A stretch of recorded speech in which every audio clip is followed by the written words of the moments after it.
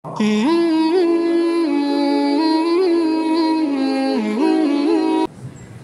أيها الذين آمنوا اتقوا الله وقولوا قولا سديدا يصلح لكم أعمالكم ويغفر لكم ذنوبكم ومن يطع الله ورسوله فقد فاز فوزا عظيما. فأعوذ بالله من الشيطان الرجيم. بسم الله الرحمن الرحيم. إن الذين آمنوا وعملوا الصالحات كانت لهم جنات الفردوس نزلا خالدين فيها لا يبغون عنها حولا. محترم حاضرین جماعت، میرے اسلامی بھائیوں اور بہنوں، آپ اللہ تعالیٰ سے ڈرو جیسے کہ اسے ڈرنے کا حق ہے. جو بندہ اللہ تعالیٰ سے ڈرتا ہے اللہ تعالیٰ اس کی حفاظت کرتا ہے اور اس کو دنیا و آخرت کی بھلائی، سعادت مندی اور خیر سے اسے نوازتا ہے اور اس کی رہنمائی کرتا ہے. محترم سامعین، یہ اللہ تعالیٰ کی حکمت اور اس کی رحمت کا تقاضا ہے کہ اس نے بندوں کو دنیا و آخرت کی بھلائی، سعادت مندی اور خیر کو حاصل کرنے کے لیے اسباب کا محتاج بنایا.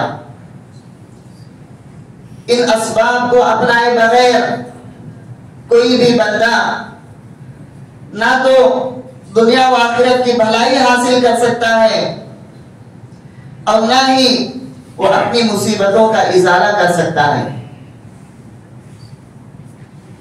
اسی لیے اللہ تعالیٰ نے اپنی کتاب قرآن مجید میں اور اللہ کے نبی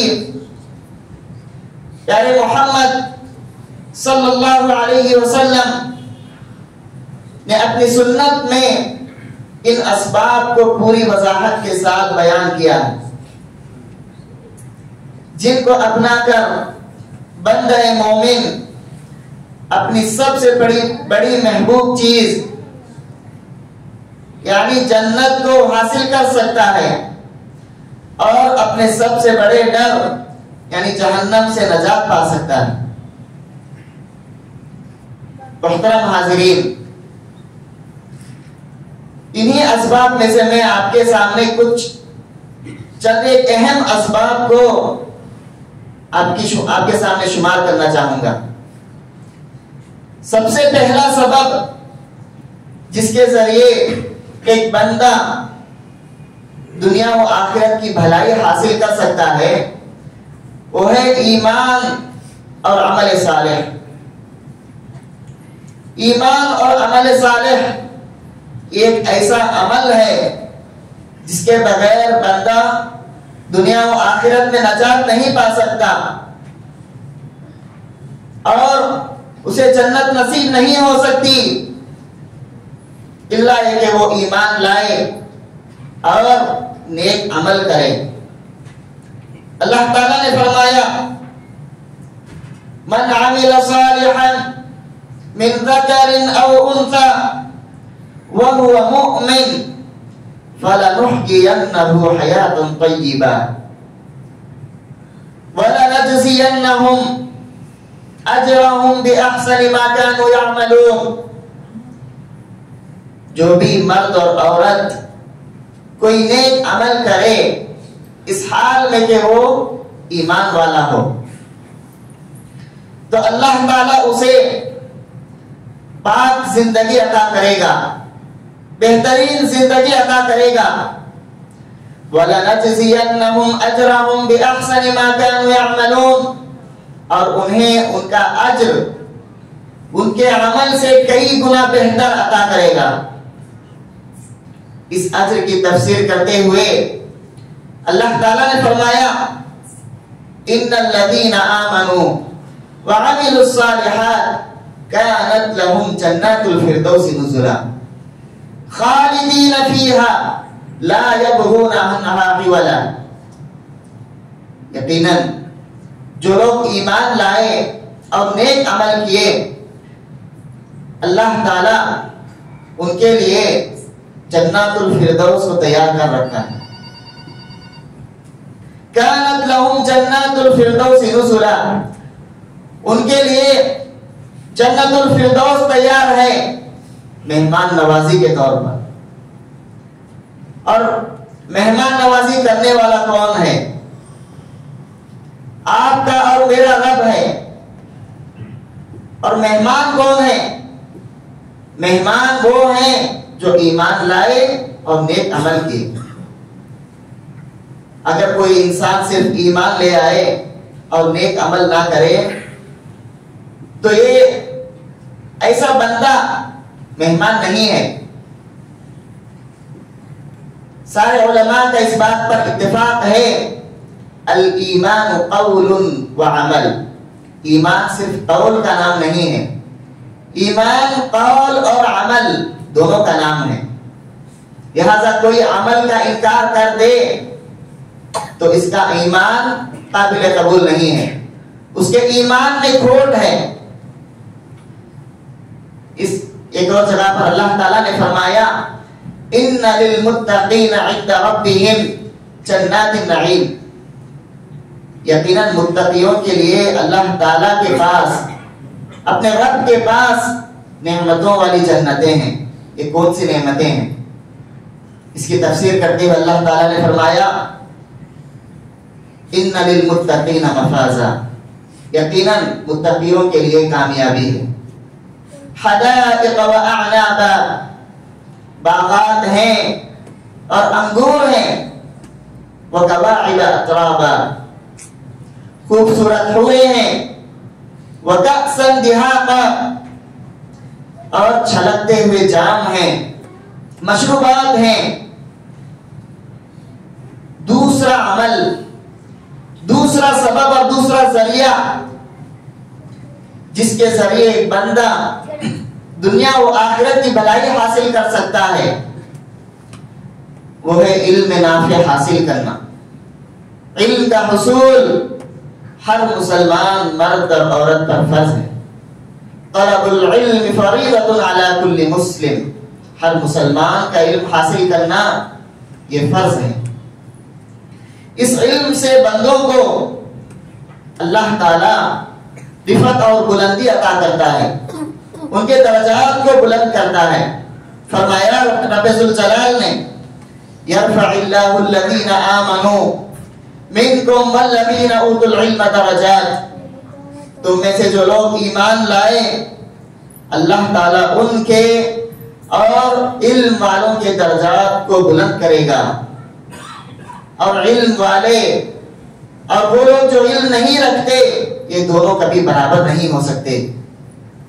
کہا قل هل يستوي الذين يعلمون والذين لا يعلمون، کیا علم والے اور علم نہ رکھنے والے دونوں برابر ہو سکتے ہیں؟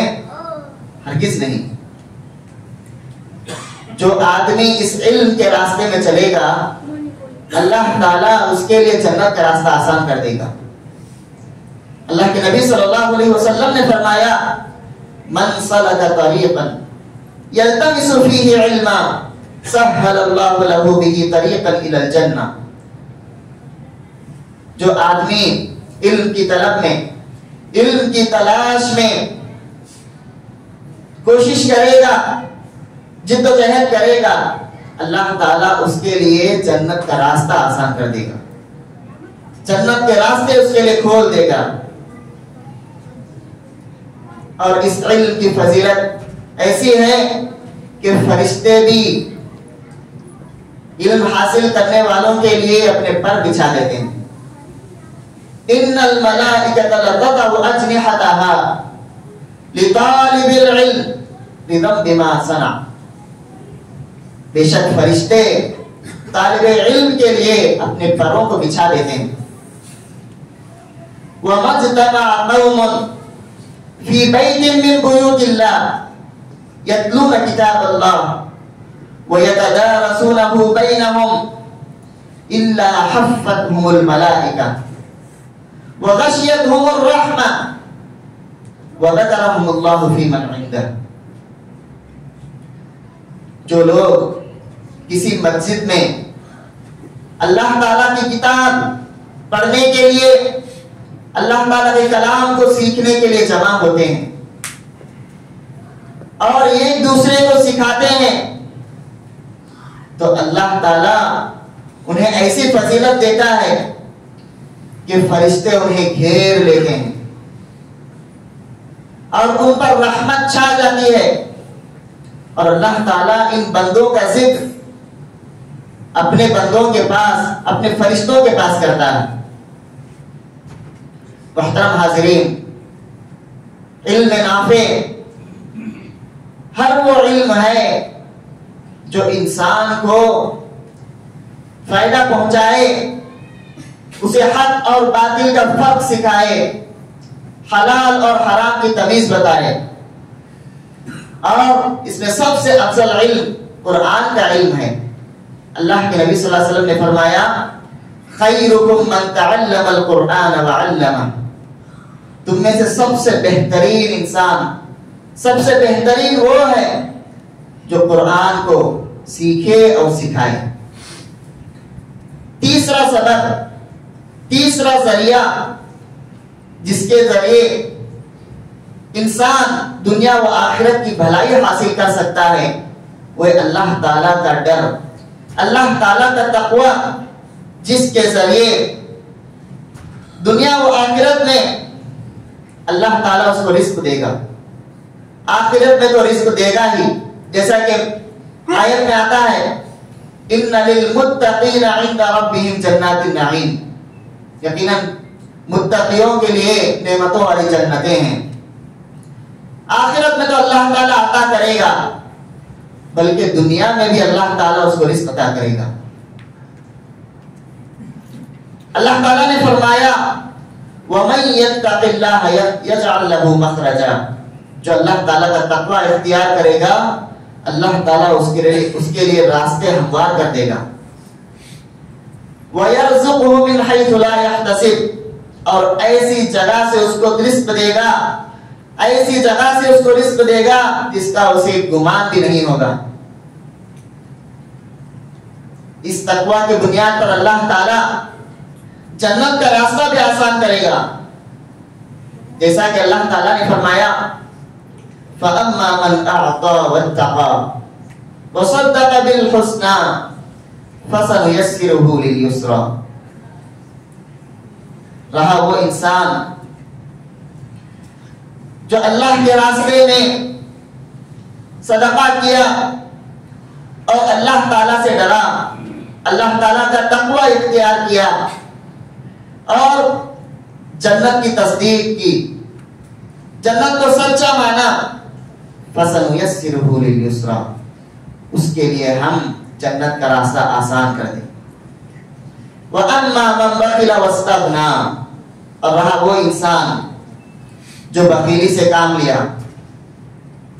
اور اپنے آپ کو بے نیاز سمجھا، وَكَذَّبَ بِالْحُسْنَى. اور جنت کو جھٹلایا، فَسَنُيَسِّرُهُ لِلْعُسْرَى. اس کے لیے ہم جہنم کا راستہ آسان کر دیں. تو لہذا ہر انسان کو چاہیے کہ وہ اللہ تعالیٰ سے ڈرے. اللہ کے نبی صلی اللہ علیہ وسلم نے نصیحت کرتے ہوئے فرمایا اتق اللہ حیثما کنت. اللہ تعالیٰ سے ڈرو جہاں کہیں تم رہو، چاہے تم لوگوں کے درمیان رہو یا اپنے کمرے میں بند رہو، اللہ تعالیٰ سے ڈرو. چوتھا سبب اللہ پر حسن توکل کرنا. جیسا کہ توکل کرنے کا حق ہے ویسا توکل کرنا. جو بندہ اللہ تعالیٰ پر توکل کرے گا، اللہ تعالیٰ اس کے لیے کافی ہو جائے گا. الیس اللہ بکافٍ عبدہ. کیا اللہ تعالیٰ بندے کے لیے کافی نہیں ہے؟ الیس اللہ بکافٍ عبدہ.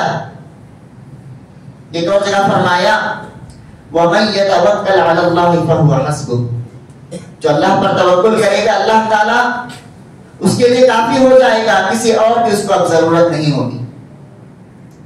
جو بندہ اسباب اپنانے کے بعد اللہ تعالیٰ پر پورا توکل کرے گا، اللہ تعالیٰ اس کو اس طرح رزق دے گا کہ اس کو کوئی فکر نہیں ہوگی، بغیر کسی فکر و پریشانی کے اللہ تعالیٰ اس کو رزق دے گا۔ اللہ کے نبی صلی اللہ علیہ وسلم نے فرمایا لو انکم توکلتم علی اللہ حق توکلہ لرزقکم کما یرزق الطیر تغدو خماسا وتروح بطانا، اگر تم جیسے اللہ تعالیٰ پر توکل کرنا چاہیے ویسا توکل اگر تم اللہ پر کرو تو تمہیں بھی اللہ تعالیٰ ایسا رزق دے گا، ایسے ہی رزق دے گا جیسے پرندوں کو اللہ تعالیٰ رزق دیتا ہے۔ پرندے جب صبح صبح نکلتے ہیں تو خالی پیٹ نکلتے ہیں، تغدو خماسا، خالی پیٹ وہ اپنے گھونسلے سے نکلتے ہیں، وتروح بطانا، اور جب وہ واپس آتے ہیں تو ان کا پیٹ بھرا ہوا ہوتا ہے، مگر شرط یہ ہے کہ اسباب کو اپنائیں، کیونکہ پرندہ بھی سبب کو اپنانے کے لیے اپنے گھونسلے سے نکلتا ہے اور اپنا رزق تلاش کرتا ہے اور محنت کرتا ہے۔ اسی طرح ہمیں بھی پوری کوشش کے بعد اللہ تعالیٰ پر توکل کرنا چاہیے۔ کسی نے اللہ کے نبی صلی اللہ علیہ وسلم سے سوال کیا کہ وہ اونٹ کو باندھ کر توکل کرے یا اونٹ کو چھوڑ کر توکل کرے؟ آپ صلی اللہ علیہ وسلم نے فرمایا اعقلها وتوکل علی اللہ، پہلے اس اونٹ کو باندھو بعد میں اللہ پر توکل کرو، پہلے سبب کو اپناؤ بعد میں اللہ تعالیٰ پر توکل کرو۔ محترم حاضرین، پانچواں سبب جس کے ذریعے بندہ دنیا و آخرت کی بھلائی حاصل کر سکتا ہے وہ ہے احسان۔ احسان کرنا، احسان کی دو قسمیں ہیں۔ پہلی قسم اللہ تعالیٰ کے سلسلے میں احسان، یہ کیا ہے کہ اللہ تعالیٰ کو آپ کے احسانات کی ضرورت ہے؟ نہیں، اس احسان کے ذریعے آپ اللہ تعالیٰ کا کوئی فائدہ نہیں کریں گے بلکہ آپ اپنا خود کا فائدہ کریں گے۔ آپ صلی اللہ علیہ وسلم نے احسان کی تعریف کرتے ہوئے، احسان کو سمجھاتے ہوئے کہا الاحسان ان تعبد اللہ کأنک تراہ فإن لم تکن تراہ فإنہ یراک۔ احسان یہ ہے کہ تم اللہ تعالیٰ کی ایسی عبادت کرو گویا کہ تم اللہ تعالیٰ کے سامنے کھڑے ہو، اللہ تعالیٰ کو دیکھتے ہوئے عبادت کر رہے ہو۔ اگر تم اتنا تصور نہیں کر سکتے، اگر تمہارا ایمان اس درجے کا نہیں ہے تو کم سے کم ایسا تصور کرو کہ اللہ تعالیٰ تمہیں دیکھ رہا ہے۔ جو بندہ عبادت میں احسان کو اپنائے گا اس بندے کی عبادت میں مکمل خشوع و خضوع رہے گا۔ دوسری قسم ہے احسان کی، بندوں کے سلسلے میں احسان، مخلوقات کے سلسلے میں احسان۔ اس کا مطلب ہے لوگوں کے ساتھ اچھا معاملہ کرنا۔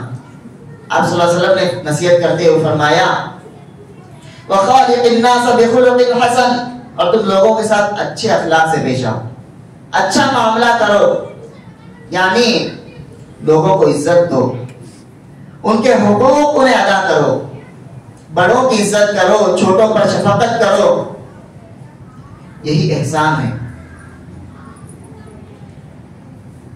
محترم حاضرین، احسان صرف لوگوں کے سلسلے میں نہیں ہے، انسانوں کے سلسلے میں نہیں ہے، احسان ہر جاندار کے سلسلے میں ہے۔ اللہ تعالیٰ نے ہر چیز میں احسان لکھ رکھا ہے۔ ان اللہ كتب الاحسان فی کل شیء، اللہ تعالیٰ نے ہر چیز میں احسان لکھ رکھا ہے۔ جانوروں کو بھی احسان کرنا چاہیے۔ فی کل کبد رطب اجر، ہر جاندار چیز میں اجر ہے۔ بخاری و مسلم کی روایت ہے کہ ایک بندہ جو راستے سے جا رہا تھا، بہت پیاسا تھا، راستے میں کنواں دکھا تو وہ پانی پی لیا۔ جب وہ کنویں سے باہر نکلا تو دیکھا کہ ایک کتا بالکل جو ہے اپنی زبان رگڑ رہا ہے پیاس کی وجہ سے، تو وہ بندہ کنویں میں واپس اترتا ہے اور اپنے موزے کو گیلا کرتا ہے، موزے میں پانی بھرتا ہے، اپنے ساکس میں پانی بھرتا ہے اور لا کر کتے کو پانی پلا دیتا ہے، تو اللہ تعالیٰ اس نیکی کی وجہ سے اس کی مغفرت کر دیتا ہے۔ اس موقع پر اللہ کے نبی صلی اللہ علیہ وسلم نے فرمایا، صحابہ نے پوچھا اے اللہ کے نبی کیا جانوروں کے ساتھ احسان کرنے پر بھی ہمیں اجر ملے گا؟ تو آپ صلی اللہ علیہ وسلم نے فرمایا فی کل کبد رطب اجر، ہر جاندار چیز میں اجر ہے، کسی بھی جاندار چیز کے ساتھ تم بھلا کرو گے اس میں اللہ تعالیٰ تمہیں ضرور اجر دے گا۔ احسان کرنے والوں کے اجر کو اللہ تعالیٰ کبھی ضائع نہیں کرتا۔ فرمایا ان اللہ لا یضیع اجر المحسنین، اللہ تعالیٰ احسان کرنے والوں کے اجر کو ضائع نہیں کرتا، اللہ تعالیٰ ان کے احسان کے بدلے ان پر رحمتیں برساتا ہے۔ ان رحمت اللہ قریب من المحسنین، اللہ تعالیٰ کی رحمت احسان کرنے والوں کے بہت قریب ہے۔ چھٹا سبب صبر کرنا۔ محترم حاضرین، یہ صبر کیا ہے؟ صبر اپنے نفس پر قابو پانے اور اس کو روکنے کا نام ہے۔ صبر کی 3 قسمیں ہیں۔ الصبر علی طاعت اللہ، اللہ تعالیٰ کی اطاعت پر صبر کرنا، یعنی اللہ تعالیٰ کی عبادت پر، اس کی اطاعت پر جمے رہنا اور اس کی اطاعت سے نہ ہٹنا، استقامت اختیار کرنا۔ الصبر عن معصیت اللہ، اللہ تعالیٰ جن چیزوں سے بچنے کے لیے کہا ہے، جو چیزیں اللہ تعالیٰ کے گناہ ہیں ان چیزوں سے اپنے آپ کو روکنا، یہ بھی صبر ہے۔ الصبر علی اقدار اللہ المؤلمہ، صبر البلایا، یعنی مصیبتوں میں اور جو تقدیر میں جو مصیبتیں لکھی ہوئی ہیں ان مصیبتوں میں صبر کرنا اور اللہ تعالیٰ کی نافرمانی نہ کرنا ایسے موقع پر۔ محترم حاضرین، جو آدمی صبر کرتا ہے اللہ تعالیٰ کو اس کی معیت حاصل ہوتی ہے۔ اللہ تعالیٰ نے کہا ان اللہ مع الصابرین، اللہ تعالیٰ بے شک صابرین کے ساتھ ہے، صبر کرنے والوں کے ساتھ ہے، اور یہ ساری فضیلتیں بندے کو ایسے ہی حاصل نہیں ہوں گی۔ پہلے اللہ تعالیٰ آزمائے گا، مصیبتوں میں مبتلا کرے گا، اس کے بعد اس بندے کو اگر صبر کرتا ہے تو اس کو یہ ساری فضیلتیں حاصل ہوتی ہیں۔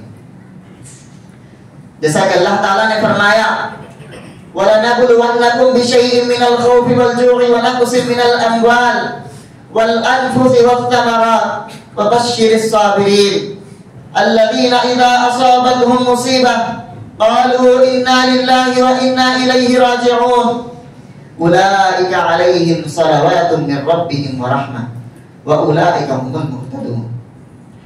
یقیناً اللہ تعالیٰ تمہیں آزمائے گا، ڈر کے ذریعے، بھوک کے ذریعے، تمہارے مالوں میں کمی کر کے، تمہاری جانوں کو لے کر، تمہارے رشتہ داروں کے روح کو قبض کر کے، تمہارے پھلوں میں کمی کر کے، کئی طرح سے اللہ تعالیٰ تمہیں آزمائے گا۔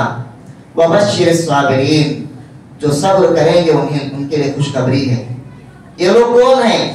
الَّذِينَ إِذَا أَصَابَتْهُمْ مُصِيبَةٌ قَالُوا إِنَّا لِلَّهِ وَإِنَّا إِلَيْهِ رَاجِعُونَ، یہ لوگ وہ ہیں جب مصیبت ان کو لاحق ہوتی ہے تو کہتے ہیں اِنَّا لِلَّهِ وَإِنَّا إِلَيْهِ رَاجِعُونَ، ہم اللہ تعالیٰ کے ہیں اور ہم اللہ تعالیٰ کے پاس سے لوٹ کر جائیں گے۔ ایسے لوگوں کے لیے کیا ہے؟ أُولَئِكَ عَلَيْهِمْ صَلَوَاتٌ مِّن رَّبِّهِمْ وَرَحْمَةٌ، اللہ تعالیٰ کی رحمتیں ان بندوں پر ہیں۔ وَأُولَئِكَ هُمُ الْمُهْتَدُونَ، صبر کرنے والے بندے ہی ہدایت یافتہ ہیں، ہدایت پر ہیں۔ محترم حاضرین، 7واں سبب دعا، اللہ تعالیٰ سے دعا کرنا۔ دعا ایک عبادت ہے، اس لیے آپ کوئی بھی عبادت لے لیں، نماز، روزہ، حج، زکات، ہر ایک میں دعا ملے گی۔ اگر بندہ نماز نہ پڑھے تو جس طرح اللہ تعالیٰ غصہ ہوتا ہے اسی طرح اگر بندہ دعا نہ کرے تو اس سے بھی غصہ ہوتا ہے۔ وَمَن لَّمْ يَسْأَلِ اللَّهَ يَغْضَبْ عَلَيْهِ، اور اللہ تعالیٰ سے جو سوال نہیں کرتا، اس کے سامنے جو ہاتھ نہیں پھیلاتا، اللہ تعالیٰ اس پر غصہ ہوتا ہے۔ اسی لیے اللہ تعالیٰ خود پکار کر کہتا ہے ادعونی استجب لکم، تم مجھے پکارو، مجھ سے دعا کرو، میں تمہاری دعا کو قبول کروں گا، تمہاری پکار کو سنوں گا، تمہارا جواب دوں گا۔ ایک اور جگہ اللہ تعالیٰ نے فرمایا وَإِذَا سَأَلَكَ عِبَادِي عَنِّي فَإِنِّي قَرِيبٌ أُجِيبُ دَعْوَةَ الدَّاعِ إِذَا دَعَانِ فَلْيَسْتَجِيبُوا لِي وَلْيُؤْمِنُوا بِي لَعَلَّهُمْ يَرْشُدُونَ۔ اگر میرے بندے پوچھیں میرے تعلق سے تو کہہ دینا کہ میں ان سے بہت قریب ہوں، میں پکارنے والے کی دعا کو سنتا ہوں، اجیب دعوت الداعی اذا دعان، میں جواب دیتا ہوں پکارنے والے کی دعا کا، میں اس کی دعا کو قبول کرتا ہوں۔ 8واں سبب کثرت استغفار۔ محترم حاضرین، استغفار ایسی عبادت ہے جس کے لیے نہ وضو کی ضرورت ہے اور نہ ہی کوئی خاص وقت ہے، بلکہ بندہ کہیں بھی کبھی بھی جو ہے استغفار کر سکتا ہے۔ اس استغفار کے کئی فوائد ہیں۔ نوح علیہ السلام اپنی قوم سے مخاطب ہو کر فرماتے ہیں وَقُلْتُ اسْتَغْفِرُوا رَبَّكُمْ إِنَّهُ كَانَ غَفَّارًا يُرْسِلِ السَّمَاءَ عَلَيْكُمْ مِدْرَارًا وَيُمْدِدْكُمْ بِأَمْوَالٍ وَبَنِينَ وَيَجْعَلْ لَكُمْ جَنَّاتٍ وَيَجْعَلْ لَكُمْ أَنْهَارًا۔ تم اللہ تعالیٰ سے مغفرت طلب کرو، اللہ تعالیٰ تمہارے گناہوں کو معاف کرے گا،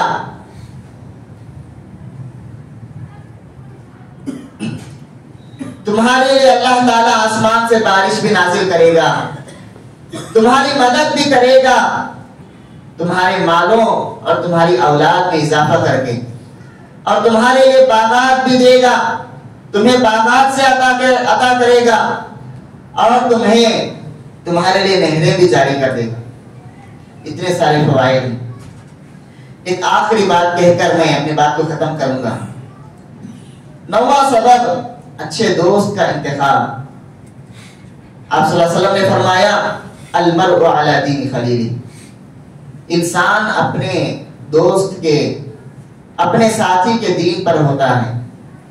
اسی لیے جس کے دوست اچھے ہوں وہ آدمی بھی اچھا رہے گا، اور جس کے دوست برے ہیں وہ اس آدمی کے اندر بھی ان برے دوستوں کا اثر ضرور ملے گا۔ اسی لیے عربی کا مشہور مقولہ ہے لا تسل عن المرء وسل عن قرینہ، تم آدمی کے بارے میں مت پوچھو، اگر کسی آدمی کے بارے میں جاننا چاہتے ہو تو اس کے بارے میں مت پوچھو، بلکہ اس کے دوستوں کے بارے میں پوچھو۔ اگر اس کے دوست اچھے ہیں تو یہ آدمی بھی اچھا رہے گا، اگر اس کے دوست برے ہیں تو یہ آدمی بھی برا رہے گا۔ اس لیے آپ صلی اللہ علیہ وسلم نے فرمایا المرء علی دین خلیلہ فلینظر احدکم من یخالف، تم میں سے دیکھ لے، سوچ لے کہ تم کس آدمی سے دوستی کرنا چاہتے ہو۔ اللہ تعالیٰ سے دعا ہے کہ اللہ تعالیٰ ان سارے اسباب کو اپنا کر ہمیں دنیا و آخرت کی کامیابی حاصل کرنے کی توفیق عطا فرمائے۔ اللہ تعالیٰ سے دعا ہے کہ اللہ تعالیٰ ہمیں ہر اس کام کی توفیق دے جس سے اللہ راضی ہو اور ہمیں جنت نصیب ہو۔ سبحان ربک رب العزۃ عما یصفون وسلام علی المرسلین والحمد للہ رب العالمین۔